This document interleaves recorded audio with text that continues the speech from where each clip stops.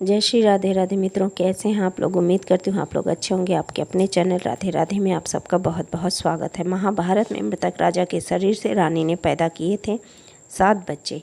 5 पांडवों के जन्म से कैसे जुड़ी हैं इनकी कहानी। महाभारत की कथा के अनुसार राजा पांडव को शाप मिला था कि वे किसी भी स्त्री के साथ संबंध बनाते हैं मृत्यु को प्राप्त हो जाएंगे। तब एक दिन राजा पांडव ने कुंती को राजा व्यूतिताश और राजकुमारी भद्रा की कहानी सुनाई।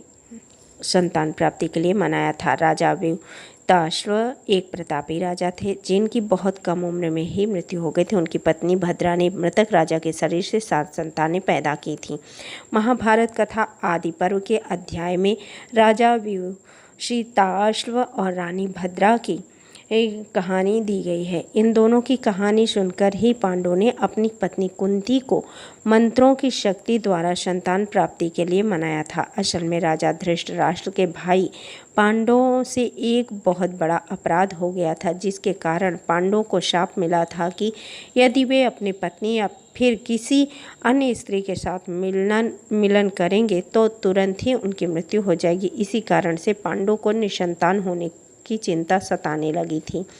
आइए हम आपको बताते हैं राजा पांडव ने कुंती को राजा व्यूसिताश्व और राजकुमारी भद्रा की कहानी सी कौन सी कहानी सुनाई थी, जिसे महाभारत कथा राजा व्यूसिताश और राजकुमारी भद्रा की कहानी। राजा पांडव से हो गया था एक बड़ा अपराध। एक बार पांडव वन में शिकार पर गए थे।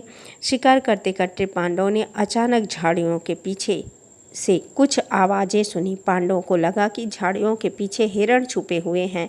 यह सोचकर पांडवों ने तीर चला दिया। तीर लगते ही झाड़ियों के पीछे पुरुष और स्त्री की पीड़ा भरी आवाज़ आने लगी।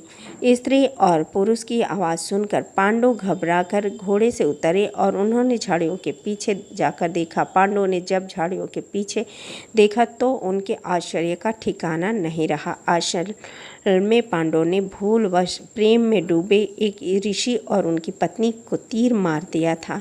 मरते मरते ऋषि ने पांडवों को शाप दिया कि किसी तरह जिस तरह उन्होंने प्रेम में मिलन कर रहे दंपति को मृत्यु दी है, उसी तरह पांडव अगर किसी भी स्त्री के साथ मिलन करेंगे तो उसकी तुरंत ही अकाल मृत्यु हो जाएगी। पांडवों को शाप देकर ऋषि दंपति दोनों ने प्राण त्याग दिए। पांडव परेशान होकर घर पहुँचे।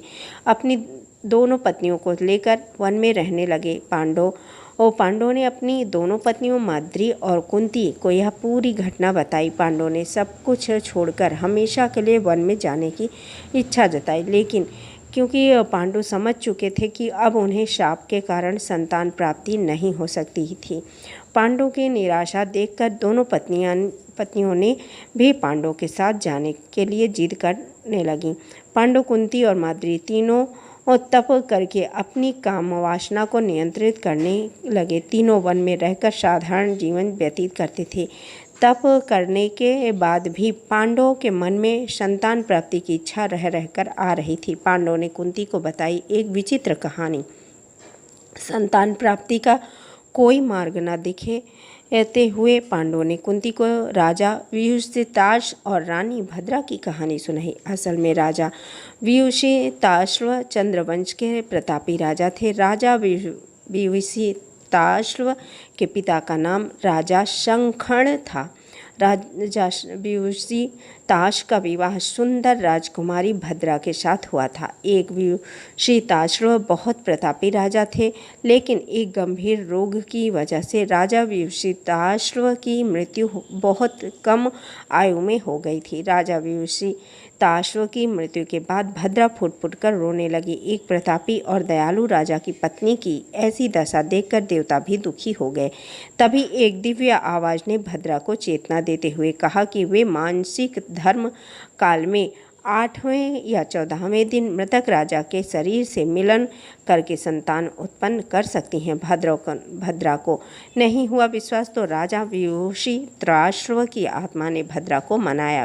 राजा व्यूसिताश्व एक प्रतापी राजा होने के साथ ही उन्हें बहुत ही सी सिद्धियों का ज्ञान भी था, इसलिए उनके भीतर एक दिव्य आत्मा थी।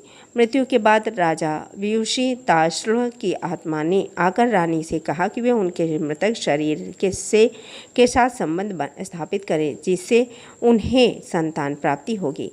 अपने पति की आवाज़ सुनकर रानी इस बात को मानने को तैयार हो गई। इस तरह मृतक राजा के साथ संबंध स्थापित करके 7 पुत्रों की प्राप्ति की। पांडवों की यह कहानी बनी पांडवों के जन्म की आधार। राजा पांडव ने जब कुंती को यह कहानी सुनाई तो कुंती ने प्रश्न किया कि राजा वियुषिताश्व की तरह वे अपनी दिव्यता से संतान उत्पन्न क्यों नहीं कर सकते। इस पर पांडव ने कहा कि राजा वियुषिताश्व की तरह उनके अंदर इतनी दिव्यता नहीं है। यह कहकर राजा पांडव दुखी हो गए। पांडवों की बात सुनकर कुंती ने अपने मंत्रों की शक्ति का प्रयोग करने का निश्चय किया, जिससे उन्हें 5 देवताओं से पुत्र प्राप्त हुए। युधिष्ठिर, भीम, अर्जुन कुंती की मंत्र शक्ति से जन्मे, जबकि कुंती ने माद्री का सहयोग किया, जिनसे नकुल और सहदेव का जन्म हुआ। हालांकि राजा वियुषिताश्व के मृतक शरीर से संतान प्राप्ति वाली कहानी को कुछ लोग महाभारत की मूल कहानी से अलग दंतकथा भी मानते हैं, लेकिन कई प्रकाशकों जैसे कौशिकी बुक्स से प्रकाशित फेंग शुई प्रकाशन अन्य भाषाओं से प्रकाशित महाभारत में इस कहानी का उल्लेख मिलता है कि राजा के मृतक शरीर से भद्रा को संतान प्राप्ति हुई थी। वहीं महाभारत की मूल कहानी में उल्लेख मिलता है कि राजा वियुषिताश्व को फिर से जीवनदान मिला था। इसके बाद उन्हें संतान प्राप्ति हुई थी। तो आप लोगों को ये कहानी कैसी लगी आप लोग ज़रूर बताइएगा। इसी तरह की और जानकारी लेकर मैं आपके सामने ज़रूर ऐसा वीडियो रखूँगी। अगर आप लोगों को मेरी कहानी ये महाभारत से जुड़ी हुई जो इतिहास है, हम सनातनियों का इतिहास है, इसे जानना बहुत ज़रूरी है, तो आप लोग भी इसकी ऐसी जानकारी मेरे चैनल पे आपको ज़रूर मिलेगी। तो अगर आप लोगों को वीडियो पसंद आए तो लाइक कीजिए, शेयर कीजिए, सब्सक्राइब कीजिए। जय श्री राधे राधे।